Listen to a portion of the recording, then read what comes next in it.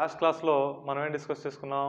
Electric potential అంటే ఏంటి, point charge వల్ల వచ్చేటువంటి ఎలక్ట్రిక్ పొటెన్షియల్ ఎంత, అదేవిధంగా ఈక్వి పొటెన్షియల్ సర్ఫేస్, ఈ మూడింటి గురించి మనం డిస్కస్ చేసుకోవడం జరిగింది. అది ఇప్పుడు electric potential due to a conducting sphere. మనం ఏదైనా ఒక స్పియర్ తీసుకొని ఆ స్పియర్కి కనుక ఛార్జ్ ఇచ్చినట్లయితే దాని నుంచి వచ్చేటువంటి ఎలక్ట్రిక్ పొటెన్షియల్ ఎంత ఉంటుంది? Potential due to A charged spherical conductor.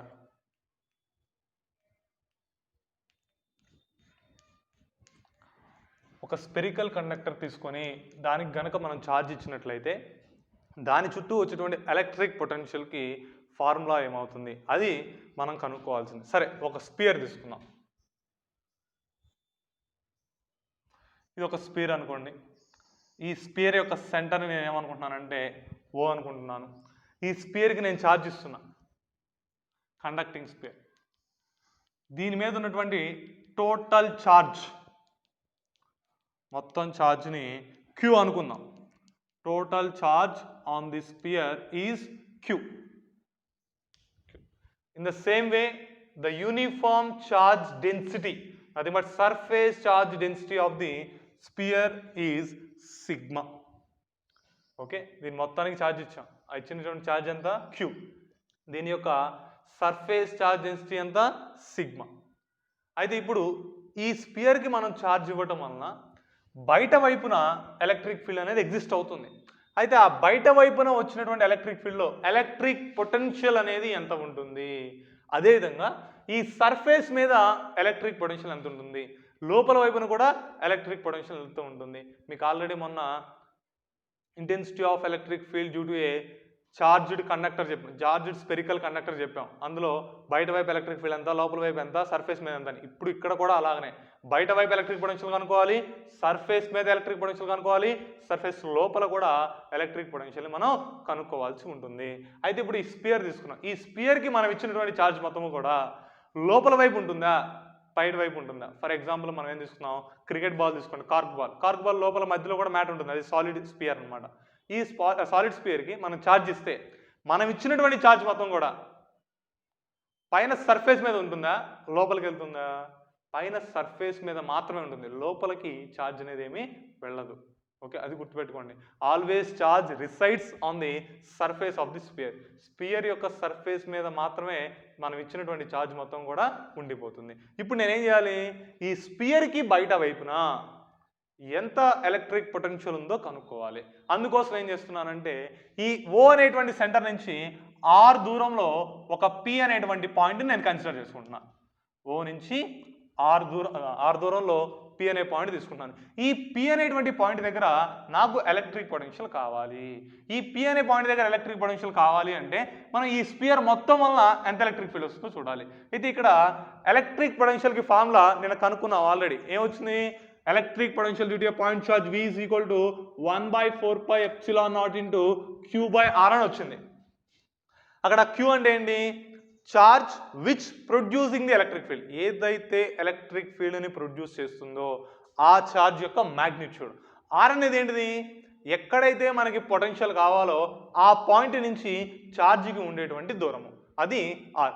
ఇప్పుడు ఇక్కడ మనం గమనించినట్లయితే ఈ స్పియర్ మొత్తం కూడా బయట వైపు ఎలక్ట్రిక్ ఫీల్డ్ క్రియేట్ చేస్తుంది. అంటే ఈ స్పియర్కి right side part, left side part, అంటే రెండు కూడా ఇక్కడ ఉన్నటువంటి ఛార్జ్ పి దగ్గర ఏం చేస్తాయి? ఎలక్ట్రిక్ పొటెన్షియల్ క్రియేట్ చేస్తాయి. ఇక్కడ లెఫ్ట్ సైడ్లో ఉన్నటువంటి ఛార్జ్ కూడా పి దగ్గర ఎలక్ట్రిక్ పొటెన్షియల్ క్రియేట్ చేస్తాయి. అంటే దీనివల్ల కనుక్కోవాలి, దీనివల్ల కనుక్కోవాలి. ఇక్కడ మీరు కరెక్ట్గా అబ్జర్వ్ చేస్తే ఈ పి అనేటువంటి పాయింట్ రైట్ సైడ్ నుంచి ఏమో తక్కువ దూరంలో ఉంది, లెఫ్ట్ సైడ్ నుంచి ఏమో ఎక్కువ దూరంలో ఉంది. అంటే డిస్టెన్స్ అనేది మారింది కదా. అక్కడ ఆర్ అనేది ఏమవుతుంది? ఈ పాయింట్ వేరియబుల్ అవుతుంది. అంటే డైరెక్ట్గా ఆ ఫార్ములాను మనం ఇక్కడ అప్లై చేయలేము. ఓకే, కాబట్టి మనం ఏ విధంగా ఫైండ్ అవుట్ చేయాలో చూద్దాం. ముందు ఏం చేద్దామంటే ఈ స్పియర్ని నెంబర్ ఆఫ్ రింగ్స్ కింద కట్ చేద్దాం. ఫర్ ఎగ్జాంపుల్ మీరు ఒక ఆనియన్ తీసుకోండి, లేదా ఆనియన్ కానీ ఏదైనా 360 డైరెక్షన్లో ఆనియన్ కావచ్చు, లేకపోతే పొటాటో కావచ్చు, లేకపోతే ఒక జాంకాయ అనుకోండి, యాపిల్ కానీ ఏదైనా ఒకటి తీసుకొని దీని మధ్యలో ఇలా రెండుగా కట్ చేశాను అనుకోండి. అంటే రెండు చోట్ల కట్ చేశాను.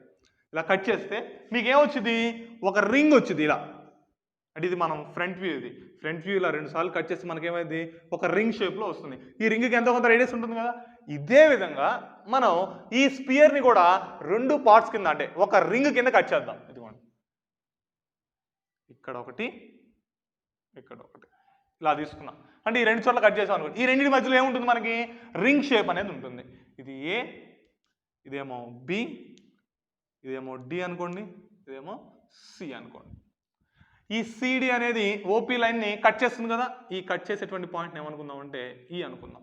ఇప్పుడు మనం ఏం చేద్దామంటే ఏబిసిడి అనేటువంటి రింగ్ వలన పి దగ్గర ఎంత ఎలక్ట్రిక్ పొటెన్షియల్ వస్తుందో కనుక్కుందాం. అర్థమైందా? ముందు మనం ఒక రింగ్ తీసుకున్నాం, ఈ రింగ్ వలన పి దగ్గర ఎంత ఎలక్ట్రిక్ పొటెన్షియల్ వస్తుందో కనుక్కొని తర్వాత అదేవిధంగా ఈ మొత్తం వల్ల ఎంత వస్తుందో కనుక్కుందాం. ఫస్ట్ ఈ రింగు ఏబిసిడి అనే రింగ్ తీసుకున్నా, దీని మీద కొంత ఛార్జ్ ఉంటుంది కదా. ఆ ఛార్జ్ ఎంత మనకు తెలియదు, కనుక్కుందాం ఛార్జ్ ఎలానా. సరే, అదేవిధంగా ఈ రింగ్ దగ్గర నుంచి పి అనేటువంటి పాయింట్ ఎంతో కొంత దూరంలో ఉంటుంది. ఇదిగోండి, ఈ రింగ్ దగ్గర నుంచి పి అనేటువంటి పాయింట్ దూరం కావాలి. ఈ డిస్టెన్స్ ఏమనుకున్నానంటే ఎక్స్ అని అనుకున్నాను నేను. ఓకే, ఏబిసిడి అనే రింగ్ దగ్గర నుంచి పి అనేటువంటి పాయింట్కి ఎంత దూరం ఉంది, ఎక్స్ అనేటువంటి దూరం ఉంది. అయితే ఇప్పుడు మనకి ఇక్కడ ఎలక్ట్రిక్ పొటెన్షియల్ ఎంతో కావాలి.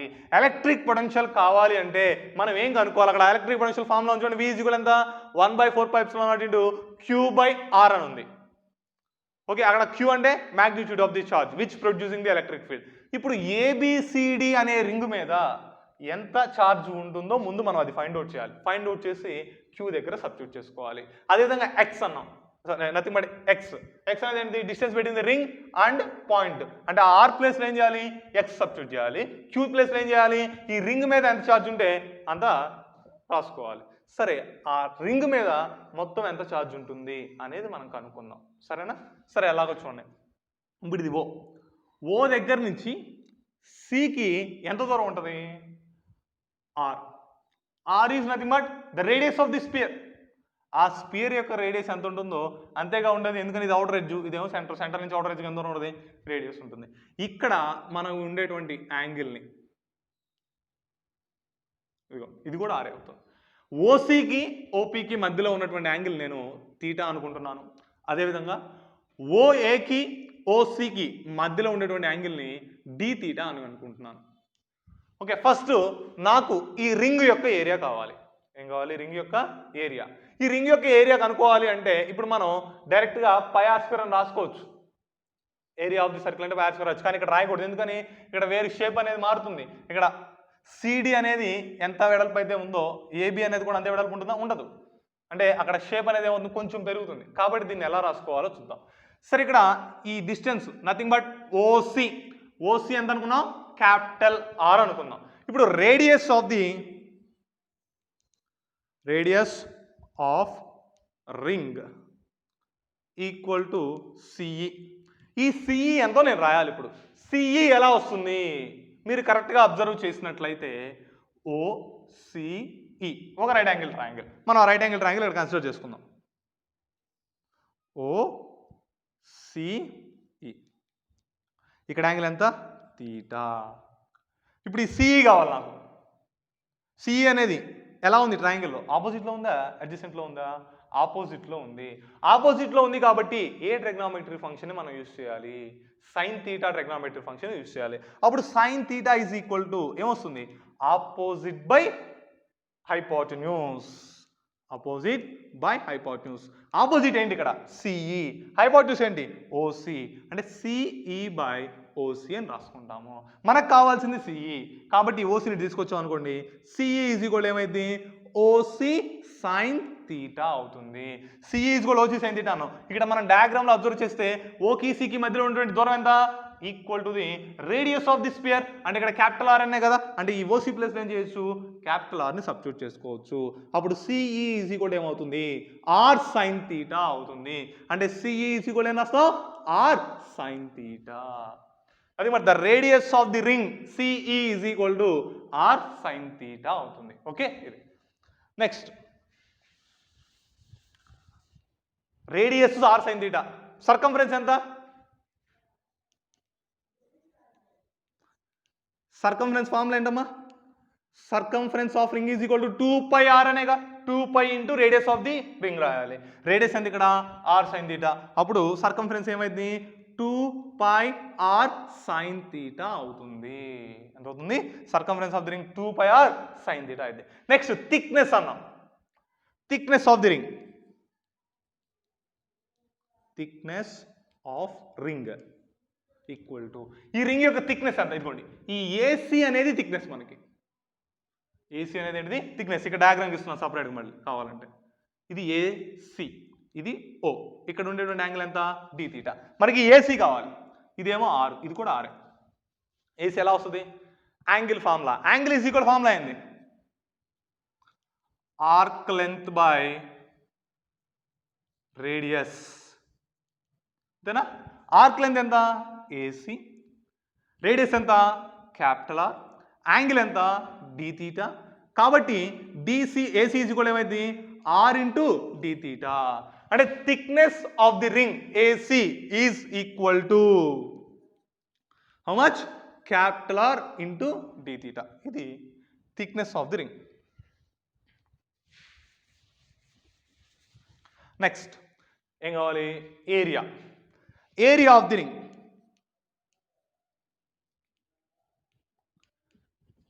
Area of the ring is equal to ఏం రాయాలి సర్కంఫరెన్స్ ఇంటూ థిక్నెస్ రాసాం అనుకోండి ఏరియా వస్తుంది. అంటే 2πr sin θ into r d θ is equal to 2πr² sin θ into d θ. Okay, ఇది area of the ring. Sir అసలు ఏరియా ఆఫ్ ది రింగ్ ఎందుకు sir, మీరు ఏదైతే చదువుతున్నారు, మనకు అవసరం లేదు అనుకోవద్దు. అవసరం ఉంది. ఎందుకు అవసరం ఉంది, మనం తీసుకున్నటువంటిది రింగ్. రింగ్ అనేది 2 డైమెన్షనల్ ఆబ్జెక్ట్. ఈ 2 డైమెన్షనల్ ఆబ్జెక్ట్కి లెంత్, ఏరియా, వాల్యూమ్ ఈ 3 తీసుకున్నట్లయితే ఏది ఎక్కువగా ఉంటుంది, దానికి ఏరియా అనేది ఎక్కువగా ఉంటుంది. ఏరియా అనేది ఎక్కువగా ఉంటుంది కాబట్టి అక్కడ ఏం తీసుకోవాలి మనం, సర్ఫేస్ ఛార్జ్ డెన్సిటీ తీసుకోవాలి. సర్ఫేస్ ఛార్జ్ డెన్సిటీ తీసుకోవాలంటే ఈ రింగ్ యొక్క ఏరియా మనకు తెలియాలిగా, అందుకోసమే ఈ ఫార్ములా నేను రాశాను. అర్థమవుతుందా? ఓకే, సరే మీకు ఆల్రెడీ మనం చెప్పాను linear charge density, surface charge density, volume charge density. ఇప్పుడు ఇక్కడ సర్ఫేస్ ఛార్జ్ డెన్సిటీ కావాలి అంటున్నాను. సర్ఫేస్ ఛార్జ్ డెన్సిటీ ఎంత సిగ్మా. ఓకే, ఇంతవరకు ఏరియా ఎంత అయితే ఉందో దాన్ని దీంతో మల్టిప్లై చేస్తే ఏమొచ్చుద్ది ఛార్జ్ ఆన్ ది రింగ్ వచ్చింది. ఎలా అంటే ఫర్ ఎగ్జాంపుల్ మనం ఏదైనా ఒక ప్లేన్ తీసుకుందాం అనుకోండి. యూనిట్ ఏరియాలో 10 పార్టికల్స్ ఉన్నాయి అనుకుంటే 2 యూనిట్ ఏరియాస్లో ఎన్ని ఉంటాయి 20 ఉంటాయి. 3 యూనిట్ ఏరియాస్లో 30 ఉంటాయి. 4 యూనిట్ ఏరియాస్లో 40 ఉంటాయి. ఎలా చెప్తున్నారు 1 into 10, 2 into 10, 3 into 10, 4 into 10. అంటే అర్థం ఏంటి, number of particles in unit area into total area. అది మన నెంబర్ ఆఫ్ యూనిట్ ఏరియాస్. అర్థం అవుతుందా? యూనిట్ ఏరియాలో ఎన్ని ఉన్నాయి, పక్కన ఏరియా ఎంత, ఆ రెండింటిని మల్టిప్లై చేస్తే ఏమవుతుంది టోటల్ వస్తుంది. ఇక్కడ కూడా అలాగనే ఈ సిగ్మా అనేది ఏం తెలియజేస్తుంది, charge per unit area. Unit ఏరియాలో ఉన్నటువంటి charge sigma. Area of the ring ఎంత 2πr² sin θ ఇంటూ d θ. అప్పుడు ఈ రింగ్ మీద ఉన్నటువంటి ఛార్జ్ ఏమైంది charge per unit area into area of the ring అవుతుంది. అంటే సిగ్మా ఇంటూ 2πr² sin θ. అర్థమైంది కదా? Charge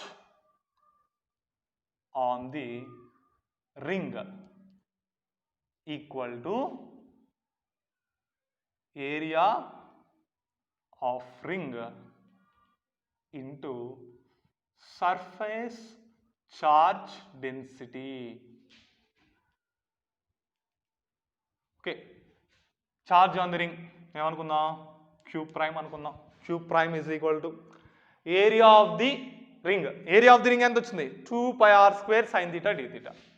2πr² sin θ into d θ into surface charge density ఎంత అనుకున్నాం సిగ్మా. కాబట్టి ఇక్కడ ఏం రాయాలి సిగ్మా రాసుకోవాలి. అయితే ఇక్కడ సిగ్మా అంటే ఏంటి, ఛార్జ్ పర్ యూనిట్ ఏరియా. ఇక్కడ మనం తీసుకున్న దాంట్లో మొత్తం ఎంత ఛార్జ్ ఉందన్నాం క్యూ అనే ఛార్జ్ ఉందన్నాం. దీని మొత్తం ఏరియా ఎంత అవుతుంది సర్ఫేస్ ఏరియా, స్పియర్ యొక్క సర్ఫేస్ ఏరియా ఫార్ములా ఏంటి 4πr². అంటే ఇక్కడ సిగ్మా ఈజ్ ఈక్వల్ టు ఏమని రాసుకోవచ్చు total charge by total area. Total charge ఏమో క్యూ అవుతుంది. మనం తీసుకున్నటువంటి స్పియర్ యొక్క సర్ఫేస్ ఏరియా ఫార్ములా ఏంటి 4πr². ఇప్పుడు మనం కనుక ఈ వాల్యూని తీసుకెళ్ళి ఈ పైన ఈక్వేషన్లో సబ్స్టిట్యూట్ చేసినట్లయితే q prime is equal to 2πr² sin θ into d θ into q by 4πr² అవుతుంది. ఇప్పుడు ఇక్కడ 2π క్యాన్సిల్ అయితే ఇక్కడ 2 మిగులుతుంది, r² క్యాన్సిల్ అవుతుంది. అప్పుడు q prime is equal to ఏమవుతుంది, q sin θ into d θ by 2 అవుతుంది. ఈ క్యూ ప్రైమ్ అనేది ఏంటిది, charge on the ring ABCD అనేటువంటి రింగ్ మీద q sine theta into D theta by 2 అనేటువంటి చార్జ్ ఉంది, అది అర్థం. ఇప్పుడు మనం ఆ ఫార్ములా ప్రకారం రాసుకుందాం. We know that electric potential V is equal to 1/4πε0 into q by r. Okay, అయితే ఇక్కడ క్యూ అంటే ఛార్జ్ ఏమనుకున్నాను, క్యూ ప్రైమ్ అనుకున్నా, కాబట్టి ఇక్కడ క్యూ ప్రైమ్ రాశాను. నెక్స్ట్ ఆర్ అంటే ఏంటి, distance between the charge and point. ఈ ఛార్జ్కి పాయింట్కి మధ్యలో ఉన్నటువంటి దూరం. ఇక్కడ మనం గమనించినట్లయితే ఈ ఏబిసిడి అనే రింగ్కి పి అనేటువంటి పాయింట్ పైనుంచి కింద దాకా నియర్లీ ఎక్స్ దూరంలోనే ఉంటుంది, కాబట్టి ఇక్కడ క్యూ ప్రైమ్ బై ఎక్స్ అని రాసుకున్నాం. వి ఈజ్ ఈక్వల్ ఎంత, 1/4πε0 into q prime by x. ఇది వి వాల్యూ. అయితే ఇప్పుడు ఇందులో క్యూ ఆల్రెడీ కనుక్కున్నాం కదా పైన, క్యూ ప్రైమ్ ఈజ్ ఈక్వల్ ఎంత, Q sine theta into D theta by 2. ఇది తీసుకొచ్చి ఇందులో సబ్స్టిట్యూట్ చేయండి. ఇదిగోండి ఈ క్యూ ప్రైమ్ వాల్యూని తీసుకొచ్చి ఇందులో సబ్స్టిట్యూట్ చేసినట్లయితే వి ఈజ్ ఈక్వల్ ఏమవుతుంది, 1/4πε0 into q sine theta into D theta by x. V is equal ఎంత, 1/4πε0 into q sine theta into D theta by x. ఇది ఈక్వేషన్. దేనికి, electric potential due to the ring ABCD at point P. P అనేటువంటి point దగ్గర ABCD అనేటువంటి ring వలన వచ్చేటువంటి electric పొటెన్షియల్కి formula ఇది. అయితే ఇప్పుడు ఈ ఈక్వేషన్ మనం ఇంటిగ్రేట్ చేయాలి అనుకున్నట్లయితే ఇప్పుడు మనకు కావాలి కదా, ఇప్పుడు మనకి టోటల్ కావాలి, ఈ స్పియర్ మొత్తం వల్ల వచ్చేటువంటి పొటెన్షియల్ కావాలి. అంటే ఇక్కడ ఈ లెఫ్ట్ ఎడ్జ్ రైట్ ఎడ్జ్ నుంచి లెఫ్ట్ ఎడ్జ్ వరకు మొత్తం తీసుకోవాలి. ఇప్పుడు ఈ ఈక్వేషన్లో మొత్తం ఎన్ని వేరియబుల్స్ ఉన్నాయి చూడండి, sine theta into D theta by X ఉంది, క్యూ కాన్స్టెంట్, 4πε0 కాన్స్టెంట్, ఎక్స్ వేరియబులే.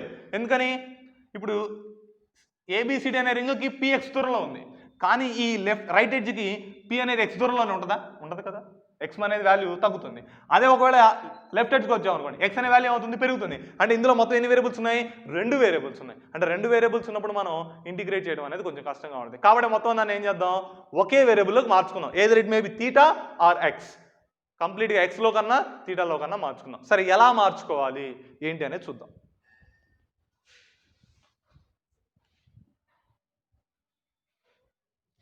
సరే, మనం డయాగ్రామ్ కనుక అబ్జర్వ్ చేసినట్లయితే కరెక్ట్గా చూడమ్మా, ఓసిపిఈ, ఇది ఓసిపి అనేటువంటి ట్రయాంగిల్ ఉంది. దీన్ని నేను పక్కన గీస్తున్నా, మీకు అర్థం కావడం కోసం గీస్తున్నాను. తర్వాత మీరేమి సొల్యూషన్లో రాయాల్సిన అవసరం లేదు. ఇది ఓసిపి, ఇదిగోండి ఓసిపి. ఈ రైట్ యాంగిల్ ట్రయాంగిల్ తీసుకున్నా, ఈ ట్రయాంగిల్ తీసుకున్నా. ఇక్కడ మధ్యలో ఇక్కడ పాయింట్ ఏంటిది, ఈ అనేటువంటి పాయింట్. ఇక్కడ యాంగిల్ 90, ఇక్కడ యాంగిల్ కూడా 90. ఓ నుంచి పీకి మొత్తం ఎంత దూరం అనుకున్నాం, ఆర్ దూరం అనుకున్నాం. ఓ నుంచి పీకి మొత్తం ఎంత దూరం, ఆర్ దూరం. ఇక్కడ ఆల్రెడీ డయాగ్రామ్లో రిప్రజెంట్ చేసాం. సి నుంచి పీకి ఎంత దూరం అనుకున్నాం, ఎక్స్ దూరం అనుకున్నాం. నెక్స్ట్ ఓ నుంచి సికి ఎంత దూరం, ఇక్కడ చూడండి, ఓ నుంచి సికి ఎంత దూరం ఉంది, క్యాపిటల్ ఆర్ ఉంది, కాబట్టి రేడియస్ ఆర్ అవుతుంది.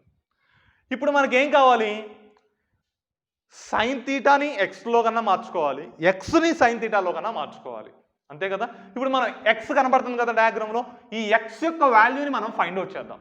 ఎలా ఫైండ్ అవుట్ చేద్దాం అంటే, ఇంతవరకు చూడండి, సిఈపి ఇది right angle ట్రయాంగిలేగా.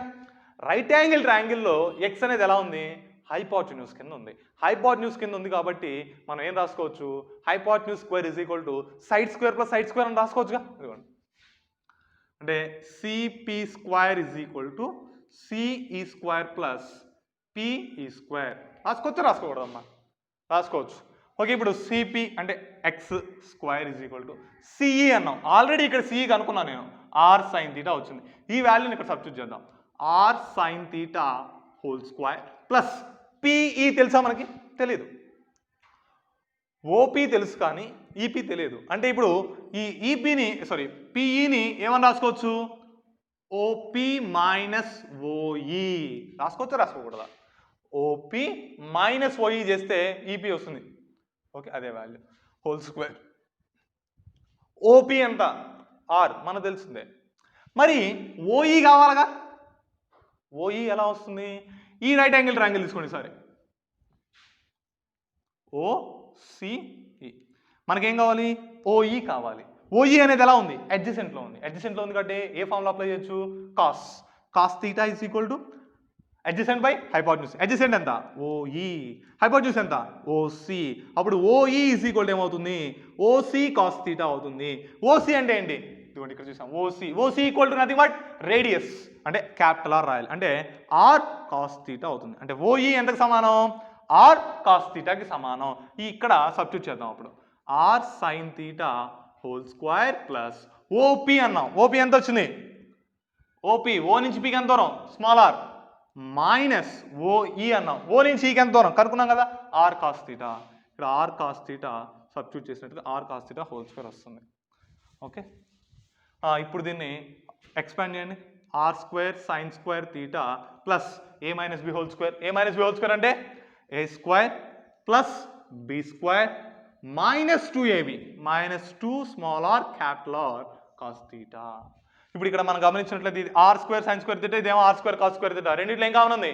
Are square common ఉంది. ఆర్ స్క్వేర్ కామన్ ఇస్తే sine square theta plus cos square theta వచ్చింది. Sine square theta plus cos square theta అంటే 1. అప్పుడు ఏం మిగులుతుంది? Capital R square plus small r square minus 2 small are capital R cos theta మిగులుతుంది. ఇది x square value, అది x square value ఇక్కడ రాసుకున్నాం. From diagram x square is equal to capital R square plus small r square minus 2 small r capital R cos theta. ఇది x value. Okay, ఇదంతా మీరేమి ఎగ్జామ్లో రాయాల్సిన అవసరం లేదు, కాకపోతే ఎలా వచ్చిందో తెలియాలి కాబట్టి చెప్తున్నాను. సరే, ఇది రఫ్ చేస్తాం. ఇక్కడ ఇందాక మనం ఏమనుకున్నామమ్మా? థీటాని ఎక్స్లో కన్నా మార్చుకోవాలి, ఎక్స్ని థీటాలో కన్నా మార్చుకోవాలన్నాం. సరే, ఇప్పుడు ఇక్కడ డి థీటా ఉంది కదా, అంటే డెరివేటివ్ చేయాల్సింది. దీన్ని డెరివేటివ్ చేద్దాం. Derivative of x square equal to derivative of capital R square plus small r square minus 2 small are capital R cos theta. ఇక్కడ derivative of x square, x అనేది variable constant. X అనేది AC అనే రింగ్కి ఒక value ఉంటుంది, left ఎడ్జ్కి ఒకలా ఉంటుంది, right ఎడ్జ్కి ఒకలా ఉంటుంది. అంటే ఎక్స్ అనేది ఏమవుతుంది? మారుతూ ఉంటుంది. కాబట్టి దీన్ని రాయొచ్చు 2x ఇంటూ డిఎక్స్. అంతేనా? డెరివేటివ్ ఆఫ్ ఎక్స్ స్క్వేర్ అంటే 2x into dx is equal to, ఇక్కడ చూడండి క్యాపిటల్ ఆర్ అంటే ఏంటిది? Radius of the sphere. Sphere యొక్క రేడియస్ మారుతుందా? మారట్లేదు. అంటే క్యాపిటల్ ఆర్ కాన్స్టెంట్, కాబట్టి ఏమైంది? 0 plus small r. Small r అంటే ఏంటి? Distance between the centre of the sphere and point. Centre of the స్పియర్కి పాయింట్కి మధ్యలో దూరం ఎంత ఉంది? స్మాల్ ఆర్ ఉంది. ఇది ఏమైనా మారుతుందా? ఇది కూడా మారట్లేదు. అంటే స్మాల్ ఆర్ కూడా కాన్స్టెంట్. కాబట్టి డెరివేటివ్ ఆఫ్ ఆర్ స్క్వేర్ ఎంత? 0 మైనస్ డెరివేటివ్ ఆఫ్ ఈ థర్డ్ టర్మ్ తీసుకోండి. 2 constant, small are constant, capital R constant. బయట రాస్తే 2 small are capital R into derivative of cos theta. Derivative of cos theta అంటే ఏమొస్తుంది? Minus sine theta into D theta. 2x into DX is equal to 0 minus 0 తీసేయండి, minus 2 small are capital R into minus sine theta into D theta. ఎంత వచ్చింది? Minus sine theta into D theta. ఇక్కడ మనకి minus into minus ఏమైంది? Plus. ఇదిగోండి 2 cancel చేసుకుందాం. Sine theta into X DX is equal to small are capital R into sine theta into D theta అవుతుంది. ఇప్పుడు మన సైన్ థీటా ఇంటూ డి థీటాని ఒకవైపు నుంచి మిగిలిన ఒకవైపు తీసుకెళ్తే sine theta into D theta is equal to X into DX by small are capital R అవుతుంది. దీని ఈక్వేషన్ 1 అనుకోండి. ఈ వాల్యూని తీసుకొచ్చి ఈక్వేషన్ 1లో సబ్స్టిట్యూట్ చేయండి. Substituting this value in equation 1 ఏమొస్తుంది? అప్పుడు v is equal to q/4πε0,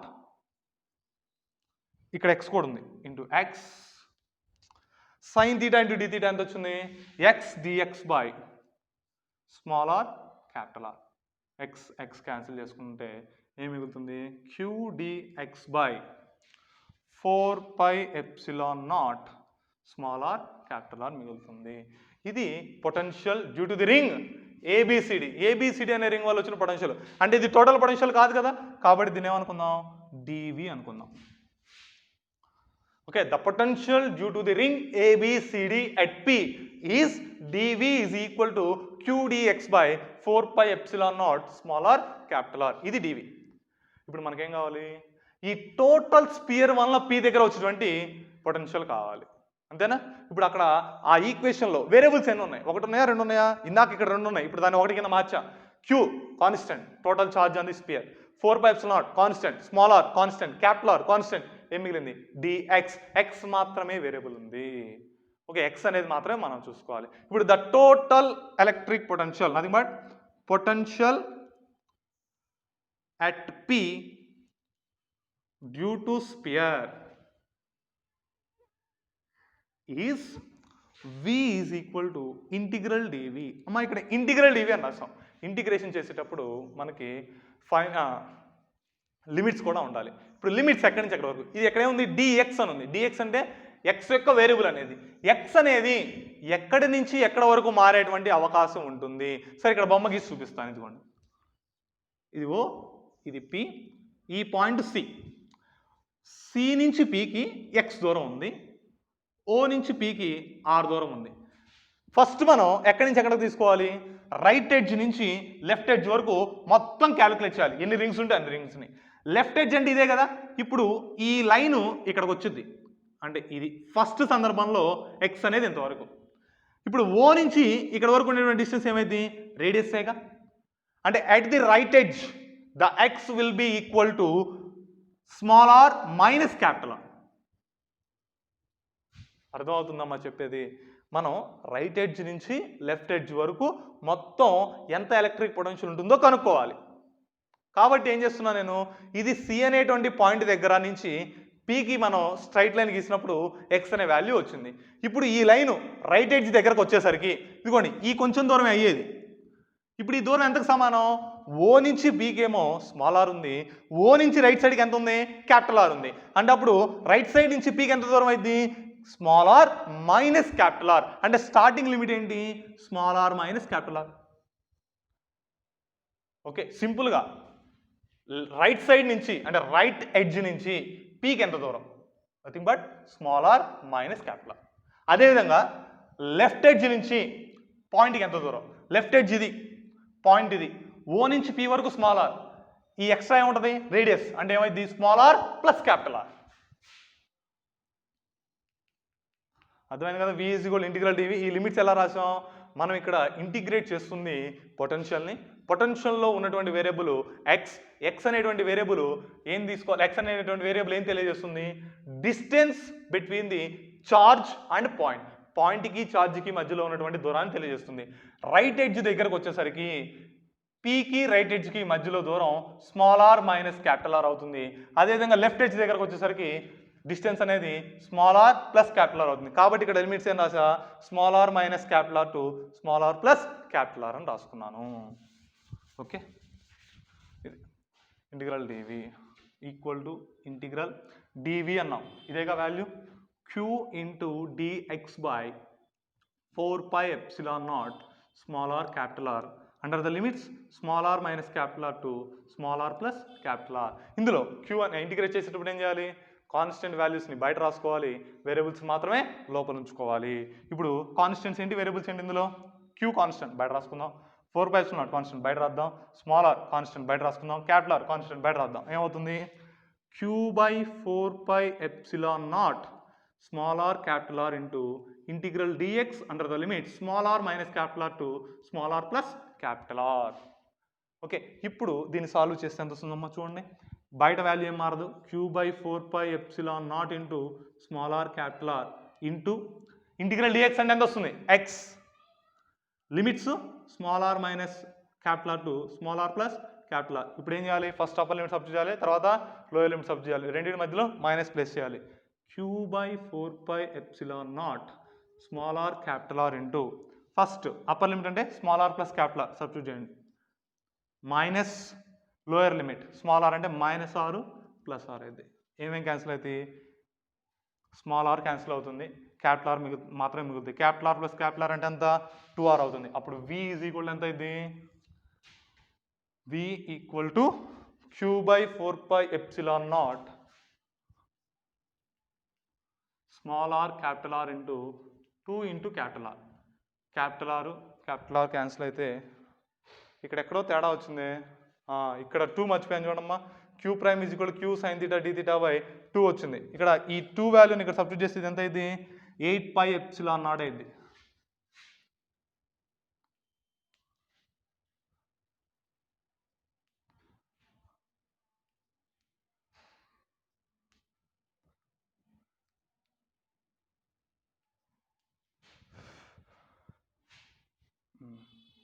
two 8 cancel అయితే 4 మిగిలింది. అప్పుడు v ఈజ్ కూడా ఎంత, q/4πε0 ఇంటూ r.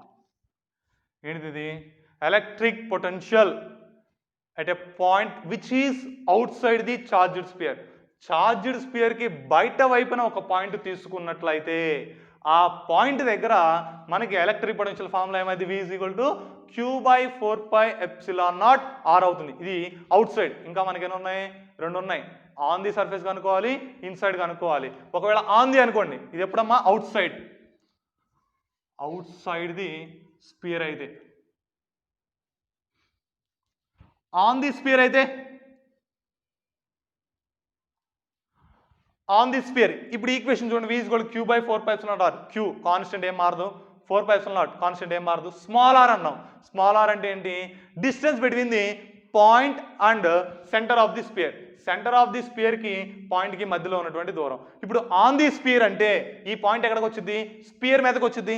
స్పియర్ మీద నుంచి సెంటర్కి ఎంత దూరం ఉంటుంది, రేడియస్ అవుతుంది. కాబట్టి అప్పుడు ఏం రాయాలి, on the sphere small R is equal to capital R. Substitute చేస్తే v ఈజ్ ఈక్వల్ ఏమైంది, q/4πε0 క్యాపిటల్ ఆర్ అవుతుంది. ఇది ఇప్పుడు ఆన్ ది సర్ఫేస్ అయితే.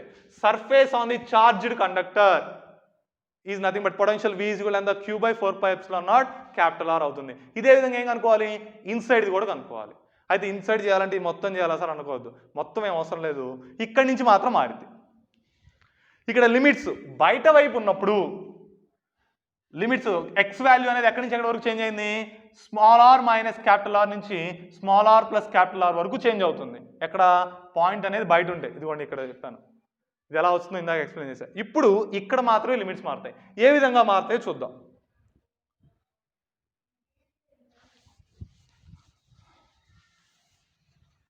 ఇదిగోండి, ఇందాక నేను బయట వైపు కనుక్కుంటున్నాను కాబట్టి పాయింట్ని బయట తీసుకున్నాను. ఇప్పుడు లోపల వైపున పొటెన్షియల్ కనుక్కుంటున్నాను కాబట్టి పాయింట్ లోపల తీసుకున్నాం. ఇదిగోండి ఓ, ఇది పి. ఓకే, మనం రైట్ ఎడ్జ్ నుంచి లెఫ్ట్ ఎడ్జ్ వరకు మనం మొత్తం సాల్వ్ చేయాలి. ఇక్కడ మారేది ఏంటిది, ఎక్స్ మాత్రం. ఇదిగోండి ఈసారి ఓపి ఇది కదా, ఇది ఎక్స్, ఇదేమో ఆర్. పి నుంచి రైట్ ఎడ్జ్కి దూరం ఎక్స్, పి నుంచి లెఫ్ట్ ఎడ్జ్కి దూరం ఇది. సరే, ఈ దూరం ఎంత అయింది, ఈ దూరం ఎంత అయింది, ఎంత అవుతుంది, ఇదిగోండి ఇది సెంటర్. సెంటర్ నుంచి రైట్ ఎడ్జ్కి ఎంత దూరం ఉంటుంది, క్యాపిటల్ ఆరేగా ఉండేది. ఇప్పుడు పి నుంచి రైట్ ఎడ్జ్కి దూరం అన్నాం, ఇది ఎక్స్ అనుకున్నాం. ఇప్పుడు ఎక్స్ ఈజ్ ఈక్వల్ ఏం రాయొచ్చు, capital R minus small R అని రాయొచ్చుగా. ఇది ఎప్పుడు రైట్ సైడ్ నుంచి అయితే. అదే లెఫ్ట్ సైడ్ నుంచి అయితే ఎక్స్ ఈక్వల్ ఏమైంది, పి నుంచి లెఫ్ట్ సైడ్కి, ఇదిగో ఓ నుంచి ఇక్కడ వరకు క్యాపిటల్ ఆర్, ఓ నుంచి ఇక్కడ వరకు ఎంత, ఓ నుంచి పి వరకు ఎంత, స్మాల్ ఆర్. అప్పుడు లిమిట్స్ ఏమైతే, capital R plus small r. అర్థమవుతుందమ్మా మనం చెప్పేది. మనం బయట వైపున తీసుకున్నప్పుడు నథింగ్ బట్ పాయింట్ అనేది స్పియర్కి బయట ఉన్నప్పుడు లెఫ్ట్ ఎడ్జ్ నుంచి పాయింట్ పికి దూరం అనేదేమో small are minus capital R అవుతుంది. అదే లెఫ్ట్ ఎడ్జ్కి small are plus capital R అవుతుంది. అదేవిధంగా మనం లోపల వైపు కూడా ఒక పాయింట్ తీసుకున్నట్లయితే, లోపల వైపు ఒక పాయింట్ తీసుకున్నట్లయితే ఈ పి అనేటువంటి పాయింట్కి అదేవిధంగా రైట్ సైడ్ రైట్ ఎడ్జ్కి ఉండేటువంటి పాయింట్కి మధ్యలో దూరం ఏమైంది, capital R minus small R అవుతుంది. ఇదిగోండి ఇది మొత్తం ఏమో క్యాపిటల్ ఆర్, ఇదేమో స్మాల్ ఆర్. ఈ రెండింటిని తీసేస్తే ఈ పాయింట్ పికి రైట్ ఎడ్జ్కి మధ్యలో దూరం వచ్చేస్తుంది కదా, ఎంత, capital R minus small R. అదేవిధంగా ఈ పి అనేటువంటి పాయింట్కి లెఫ్ట్ ఎడ్జ్కి మధ్యలో దూరం కనుక్కోవాలి. ఓ నుంచి పికి ఉండేటువంటి దూరం ఏమో స్మాల్ ఆరు, ఓ నుంచి లెఫ్ట్ ఎడ్జ్కి ఉండేటువంటి దూరము క్యాపిటల్ ఆర్. ఇప్పుడు ఈ రెండింటిని కూడినట్లయితే ఎంత అవుతుంది, small are plus capital R అవుతుంది. అంటే ఇప్పుడు లిమిట్స్ ఏమవ్వాలి, ఇన్సైడ్ ది స్పియర్ లోపల మనం పొటెన్షియల్ కనుక్కునేటప్పుడు కేవలం ఈ లిమిట్స్ మారిస్తే సరిపోతుంది. లోయర్ లిమిట్ ఏమవ్వాలి, capital R minus small are to capital R plus small r అయితే సరిపోతుంది. అంటే ఇప్పుడు సేమ్ అదే చేయాలి, కాకపోతే ఏం చేద్దాం, ఈ లిమిట్స్ మారుద్దాం. లోయర్ లిమిట్ ఏమవ్వాలి, capital R minus small r అవ్వాలి. అప్పర్ లిమిట్ ఏమవ్వాలి, capital R plus small r. అంటే ఇదిగోండి ఈ లోయర్ లిమిట్ ఒకటి ఇటు మారిస్తే సరిపోతుంది, సైన్ మారిస్తే సరిపోతుంది. సరి చేద్దాం.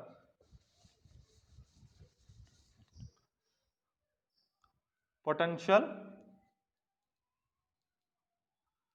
ఇన్సైడ్ ది స్పియర్ లోపల potential v is equal to integral DV. Limits ఏం రాయాలమ్మా, నేను చెప్పాను కదా, capital R minus small are to capital R plus small R integral. సరే ఇందాక డివి రాసాం కదా, సేమ్ అదే qdx బై ఎంత అవుతుంది, 8πε0 small are capital R minus small are to capital R plus small r. ఇందులో కాన్స్టెంట్స్ ఏంటి, Q constant, 8πε0 constant, small are capital constant, only d x మాత్రమే వేరియబుల్. ఇక్కడ ఉంది డైరెక్ట్గా ఇక్కడికి వచ్చేస్తున్నా. ఈ రెండు ప్లేస్లో capital R minus small r రాసి ఇక్కడ capital R plus small r రాస్తే సరిపోతుంది. ఎంత వస్తుంది అప్పుడు, Q by 8πε0 small are capital R into x under the limits capital R minus small are to capital R plus small are.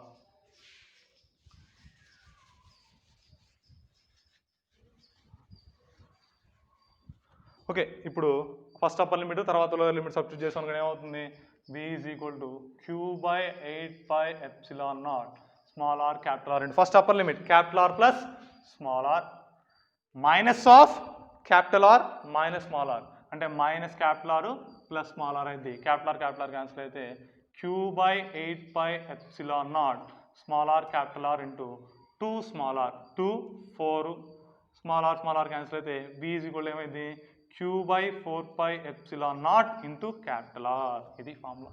ఇది ఎప్పుడు inside the sphere అయితే, potential inside the charged spherical conductor is v is equal to Q by 4πε0 capital R. On the surface అయితే v is equal to Q by 4πε0 capital R. Outside the surface అయితే v is equal to Q by 4πε0 small r. ఇవి మూడు values. Okay, ఇది ఒకటేమో out side, ఇదేమో on the, ఇదేమో inside. ఇంతవరకు మీకు potential due to A charged spherical conductor. మీరు నేను చెప్పినట్టు మొత్తం కూడా నోట్స్ రాసుకోండి.